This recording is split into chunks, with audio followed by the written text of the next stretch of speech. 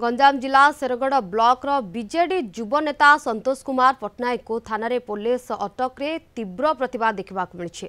तेज अलारीगढ़ गाँव शताधिक लोक सह ब्लॉक बीजेडी छामुआ नेता और कर्मी थाना आगे विक्षोभ प्रदर्शन करछन्ति। गंजाम जिला शेरगढ़ थाना धनंतर पंचायत सुनांतर गाँव में निरंजन जेना ओरफ कालिया जेना को गत जुलाई 25 रे हत्या उद्यम होता। यह सहित बोमा और गुलीमाड़ घटना युव बीजेडी नेता संतोष पट्टनायक ओरफ पिंटू पट्टनायक थाना अटक रखिछि पुलिस।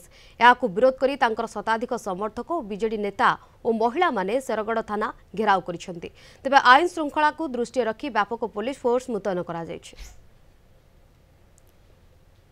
पिंटू भाई की जो निर्देश रे केस करी रखिछन थाना रे तांको हम संगे नै जिबा पे आछि, किंतु पुलिस को प्रकार को केस रे कोन नै के आछन हम तो जानिनु कोन पई करछन से प्रूफ हमहु दरकार। तांको छाड़ीबे नले हमहु संगे धरि के जिवो नले हमहु से भीतर रखि हम तांगे संगे रहिबो। सेमति केमति हबो बिना प्रूफ रे केमति हबो?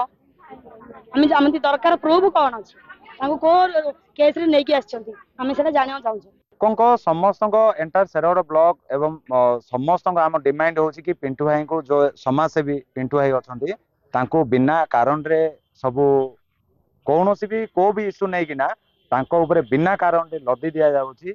आउ सेथिपई बोली तांको तुरंत छाड़ंतु एडा आमे सरकार बाहर निवेदन करछु। आउ मीडिया माध्यम रे एसपी को भी कहूछु तुरंत छाड़ंतु नाई जदि बोले लोकंकर जो डिमांड अछि एठिका परिस्थिति बहुत खराब परिस्थिति हो।